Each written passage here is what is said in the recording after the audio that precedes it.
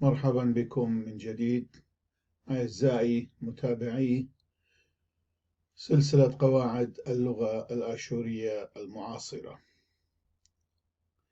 بعدما تحدثنا عن عناصر الكلام السبعة، بقي لنا موضوعان مهمان آخران، ألا وهما الجملة والتحليل النحوي أي الإعراب.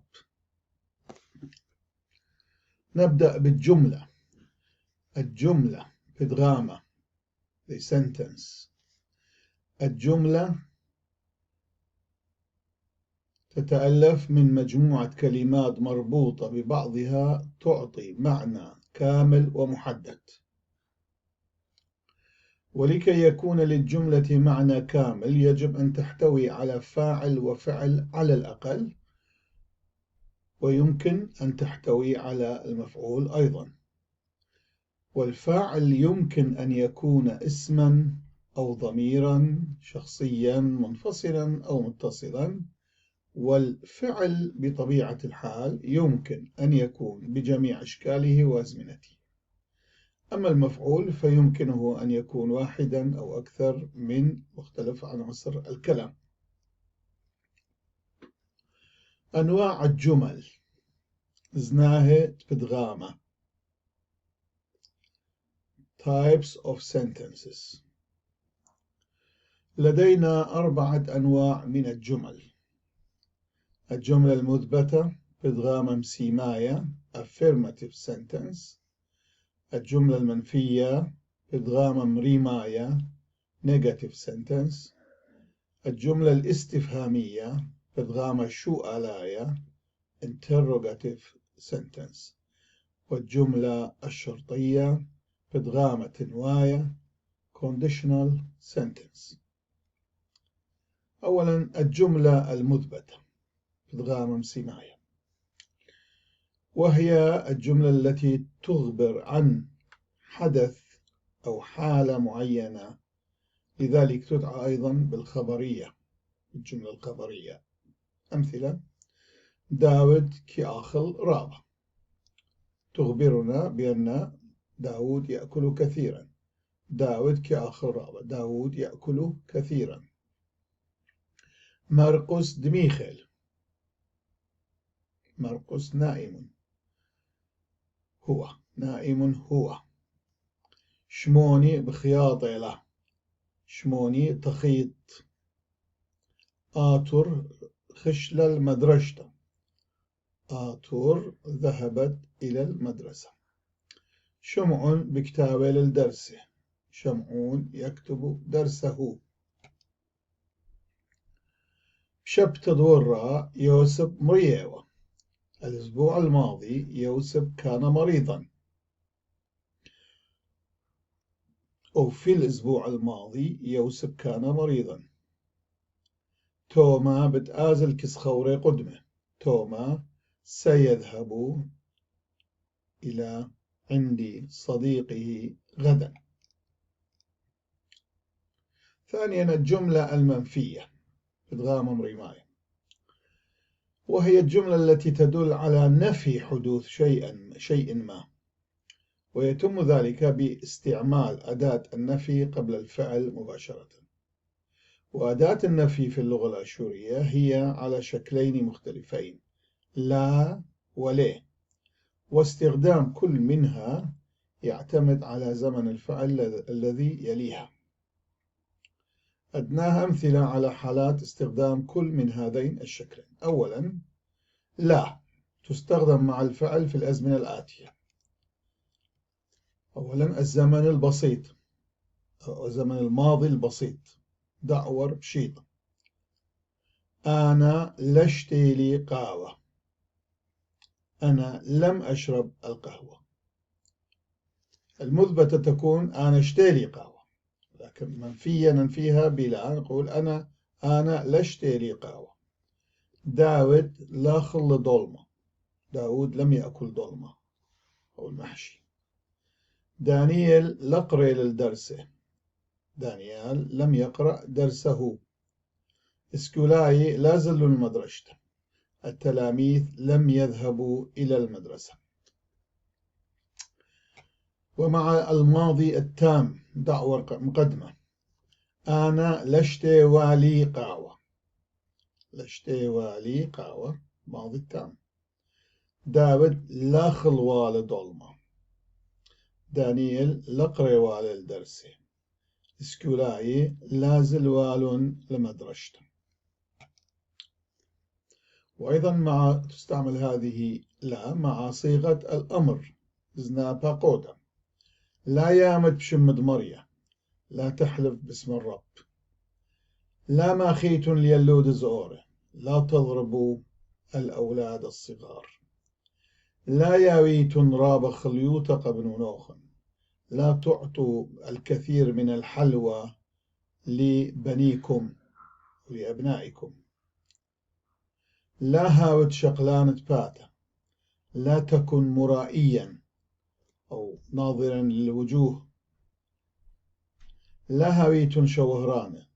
لا تكونوا فخورين بذاتكم أو متباهين.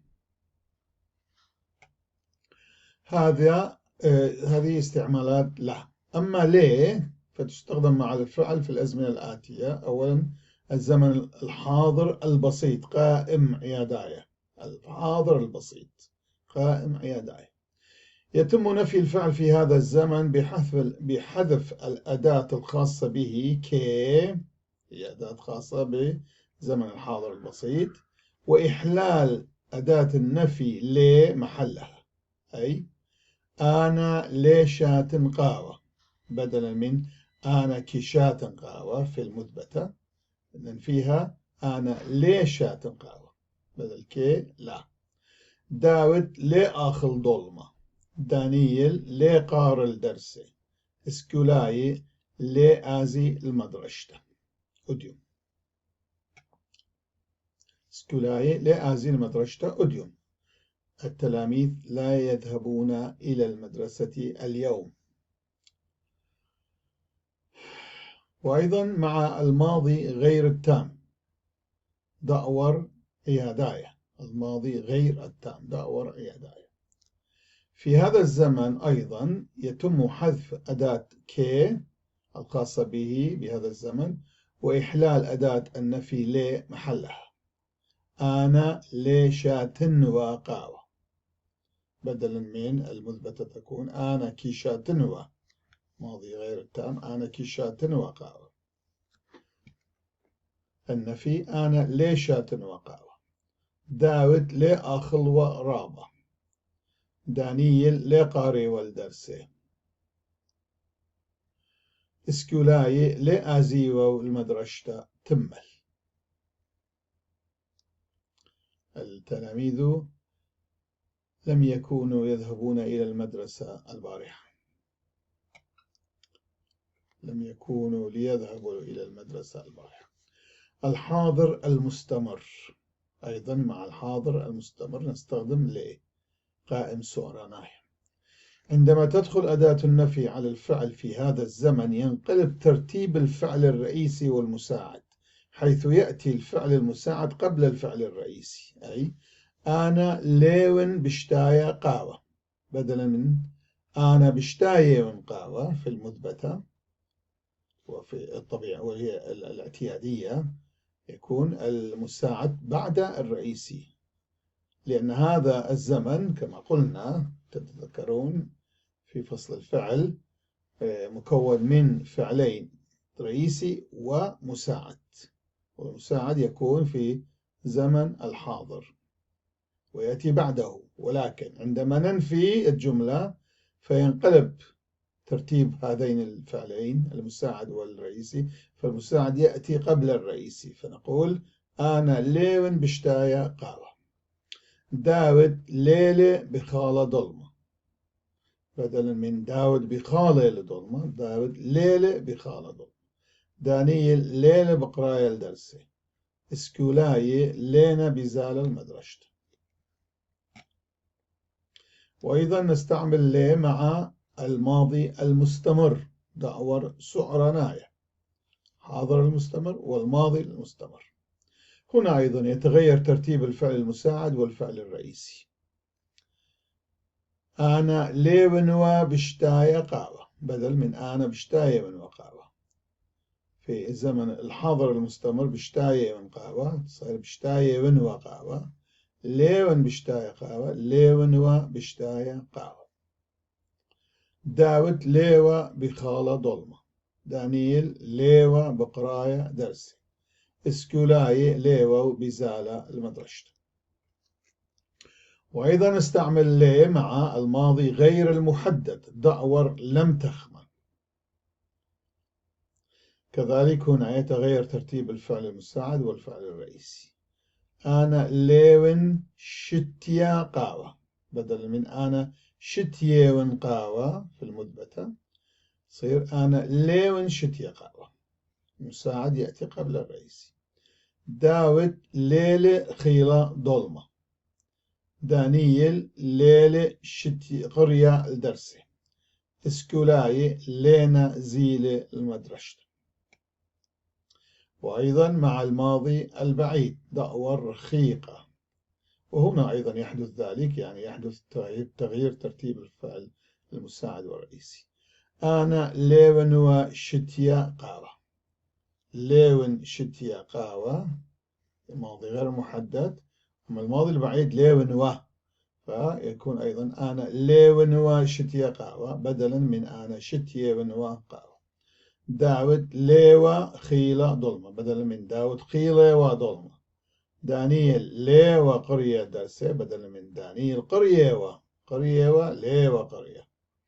اسكولاي ليوا وزيل المدرسة بدلا من اسكولاي زيليوا المدرسة يكون اسكولاي ليوا ليوا وزيل المدرسة. أيضا مع زمن المستقبل نستعمل هذا الشكل لي بدلا من لا وليس لا يعني. المستقبل زونة داتت. هنا يتم حذف الأداة الخاصة بالمستقبل التي يبد وتحل محلها أداة النفي له وكما يلي. أنا ليش قهوة قدمة. أنا لا أشرب القهوة غدا بدلا من كان بالمثبتة أنا بتشات قهوة قدمة. أنا ليش قهوة قدمة. داود لي آخل ضلمة قدمة. دانييل لي قار الدرس قدمة. غدا وضعت هذه حتى نؤكد على المستقبل. اسكولاي لي آزي المدرسة قدمة. أوكي. أما الجملة الاستفهامية ثالثا الجملة الاستفهامية بادغام السؤالية. هذه الجملة تستعمل للسؤال والاستفسار عن حدث أو شيء ما. في لغتنا الآشورية لا يوجد اسم الاستفهام أو أداة الاستفهام هل كالعربي، لكننا نستعمل علامة الاستفهام هذه في نهاية الجملة. كما يمكننا تقديم الفعل على الفعل إن أردنا. يمكن أن نقدم أو يمكن لا نقدم. هذا فيما إذا لم يوجد أي ضمير استفهام مثل ماني مودي التي تثبت أنها هي استفهامية جملة، أو ظرف استفهام مثل إيمن إيكا أيكا قامودي في الجملة. أمثلة: كي آخل داود رابا. كي آخل داود رابا هنا قدمنا الفعل على الفاعل. كي آخل داود رابا. وأيضا نبرة، طبعا نبرة يجب أن تكون نبرة السؤال. ويمكننا نقول داود كي آخل رابا. داود كي آخل رابا يعني أن نبقي الفاعل قبل الفعل. دميخيل مرقس، طبعا تقديم الفعل على الفاعل هو أحسن. دميخيل مرقس خش لآتر المدرسة. أنائمة. أنائم هو مرقس. وهل مرقس نائم؟ خش لآتر المدرسة. أذهبت آتور إلى المدرسة أو هل ذهبت آتور إلى المدرسة؟ كتب شمعون درسه. كتب شمعون درسه. هل كتب شمعون درسه؟ أزل توم الكس خوري قدمه. هل سيذهب توما لعند صديقه غدا؟ ماني المخايل ترى. هنا لدينا ظرف الاستفهام ماني المخايل. ظروف دائما هنا مع الظروف هذه أو مع الضمائر والظروف الاستفهامية يجب هنا أن نقلب الفعل على الفاعل.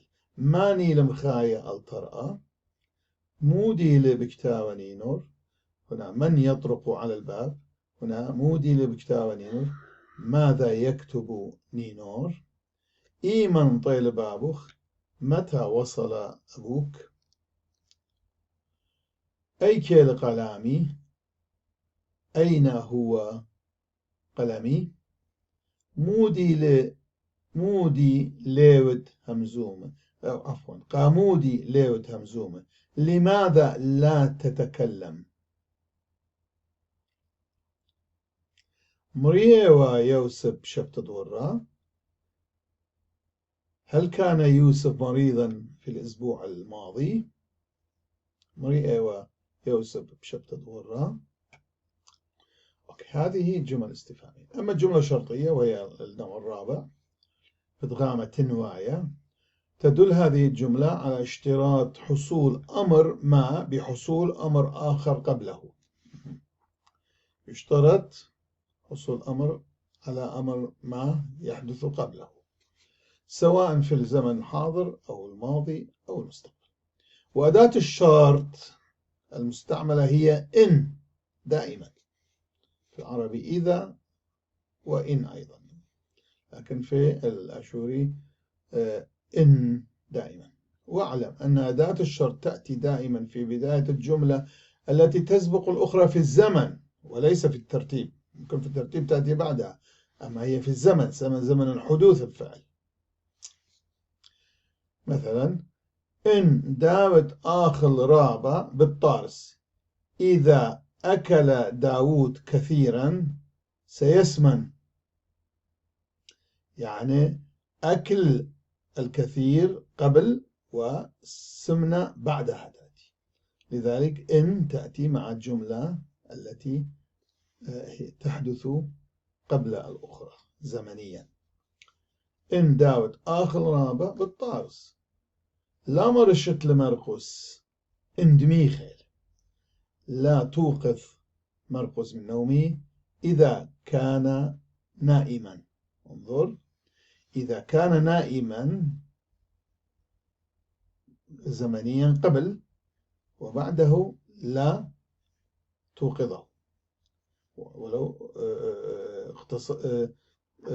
اقتصدت على كتابتها بهذا الترتيب لنعرف بأنه ممكن أن نكتبها في الترتيبين، ولكن المهم أن أداة الشرط دائما تكون مع الجملة التي الفعل الذي يحدث قبل الآخر أو الجملة التي تحدث قبل الأخرى. لا مرئشت لمرقس اندميخل. لا توقظي مؤنث مرئشت ليس مرئشت لمرقس اندميخل إذا كان نائما.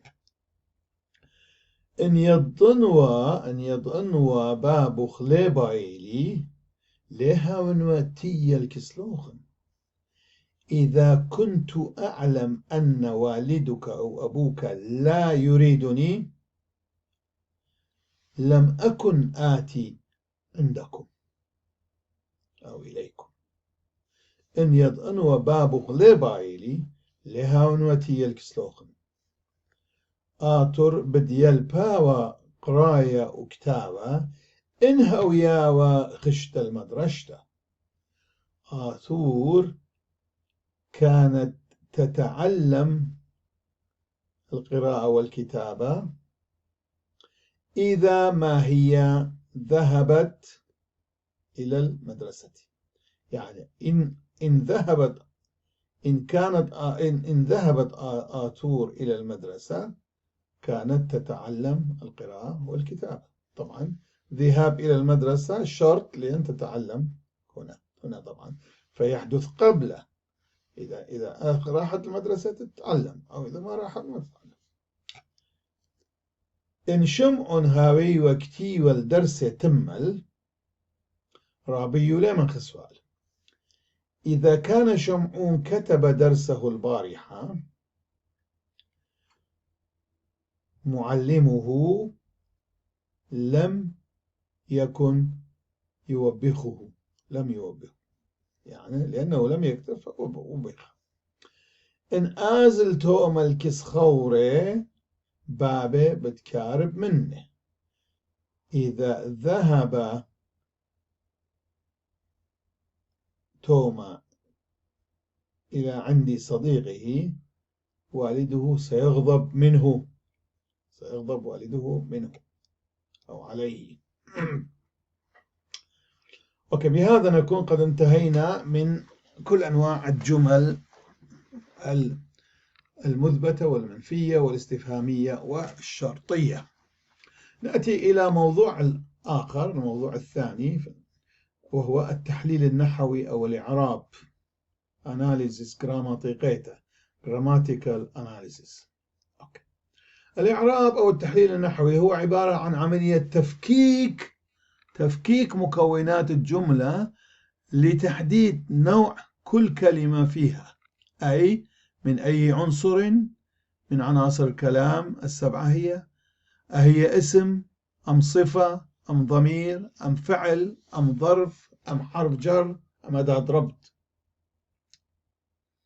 وإذا كانت اسما أو صفة فما جنسها وما عددها وما موقعها في الجملة، هل هي فاعل أم مفعول؟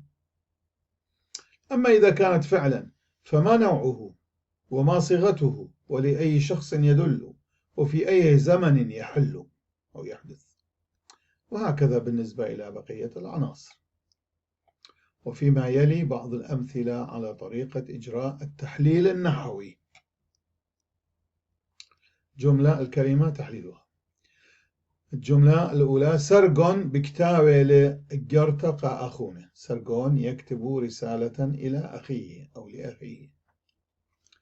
سرغون شما قنوماي دخرناي غداناي عودة. اسم علم مذكر مفرد فاعل. بكتابة له سعرانة برصوفة لتايا غدانايا دخرنايا بزونة قائم سعرانايا. فعل للشخص الغائب المفرد المذكر في زمن الحاضر المستمر. إجرتا رسالة. شم جنسنايا نقبتانايا غدانايا خشوشة.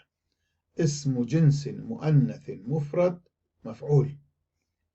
قا قديم السيامة حرف جر. أخونا شما جنسنايا دخرانايا غدانايا. هي هذه خلب شما قنايا البرصوفة تليتايا دخرنايا غدانايا برماز العودة سرغون. العربي: أخونا اسم جنس مذكر مفرد مفعول. وهي أخيه هي ضمير تملك للشخص الغائب المفرد المذكر وهو يشير إلى الفاعل سرغون، أخو سرغون يعني. أوكي. قاطد بنا خلا خاء قبرة. قطة بنا أكلت فأرا. قاطو شم جنسناي نقبتاناي غداناي عودة وملوث.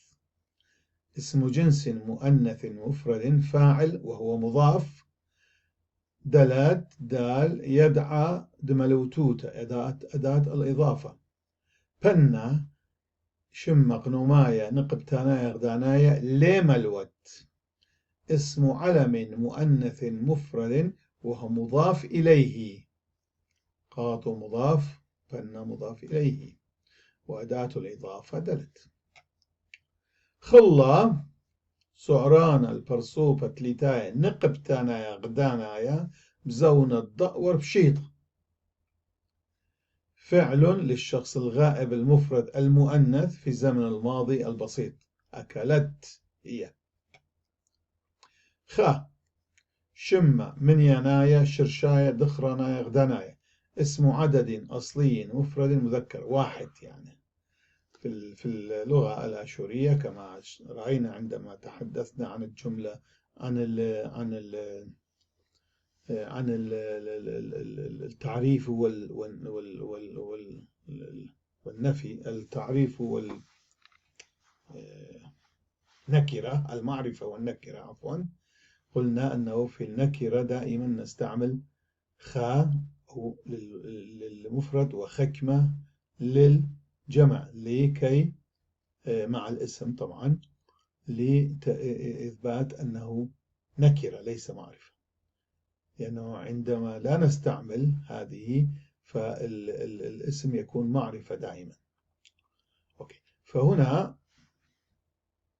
فأر، لذلك أو فأرا هنا في محل نصب لأنه مفعول، يجب أن نقول فأرا واحدا أو فأرا. فخاء هي واحدا. شمة من يناير شرشاد وهو اسم عدد أصلي مفرد مذكر، عدد أصلي وليس عدد ترتيبي. أخبرا فأرا. شمة جنسنا دخرا نغدنا خاشوشة. اسم جنس مذكر مفرد وهو مفعول. اسم جنس مفرد مذكر مفرد مفعول.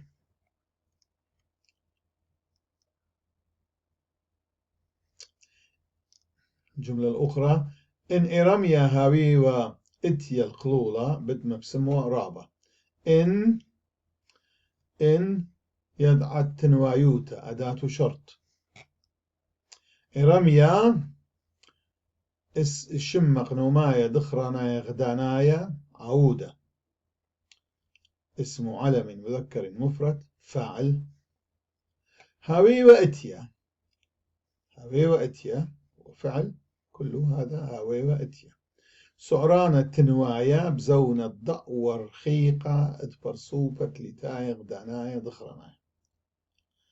فعل شرط في الزمن الماضي البعيد للشخص الغائب المذكر المفرد. إن لم يكن في حالة شرط لكان يقول اتيوا،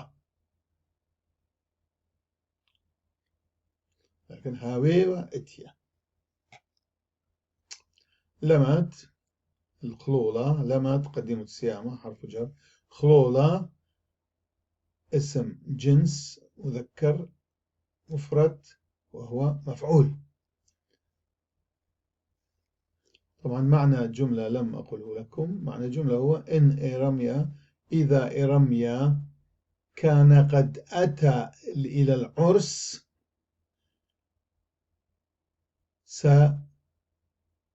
سوف يكون قد تنعم كثيرا أو تونس. بدم بسمو رابع، كان يتونس كثيرا أو يتمتع. رابع كثيرا. الملتت كما يوتا ظرف كمية كثيرا. داود يخنى تمل لا تيلون الجمعتا أو الجمعتا بسبب ليو لخ. داود ويوحنا لم يأتوا البارحة إلى الاجتماع بسبب أنهما لم يكونا هنا، يعني لم يكونا هنا في المدينة. يوخنا شمق نوما يغدانا يدخرنا يعطيبا الداود وعودة أغذية. يوخنا اسم علم مفرد مذكر معطوف على الأول على داود. عفوا يمكن الأول ما قلنا قبل، خلينا نأتي إلى داود. داود شمق نوما يغدانا يدخرنا يعودة متعطبانة. اسم علم مفرد مذكر فاعل وهو معطوف عليه. واو يدعى طبيا أداة عطف.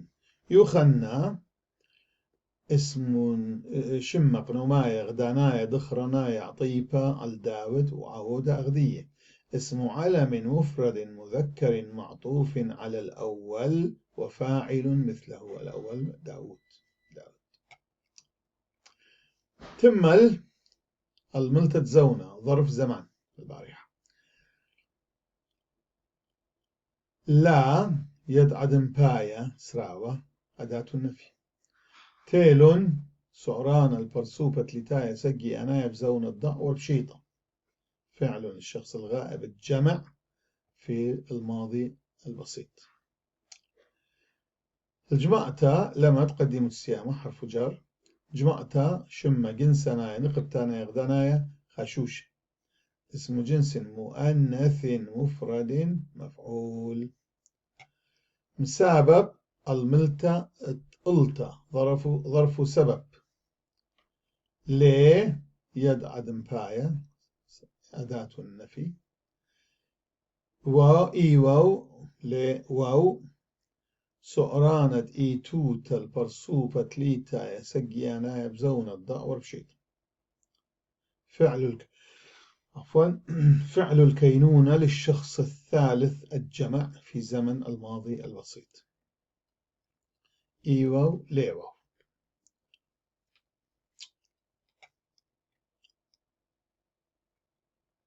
لخا الملتة الدوكة ظرف مكان هنا.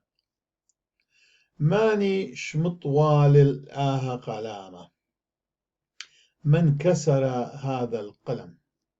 شمطوالي سعران البرسوبة ليتايا دخرناي غداناي بزون الضأور مقدمة أعودا برسوبة ليتايا طشيا برمازة اللي هي. شمطوالي فعل للشخص الغائب المذكر المفرد في الزمن الماضي التام. أما الفاعل مخفي ترمز إليه هي أو تشير إليه هي. هذه هي هذا الضمير المتصل الشخصي هو بالعربي يقول في محل رفع فاعل. أن في الأشهر ليس هناك في محل رفع إنما يرمز إلى الفاعل.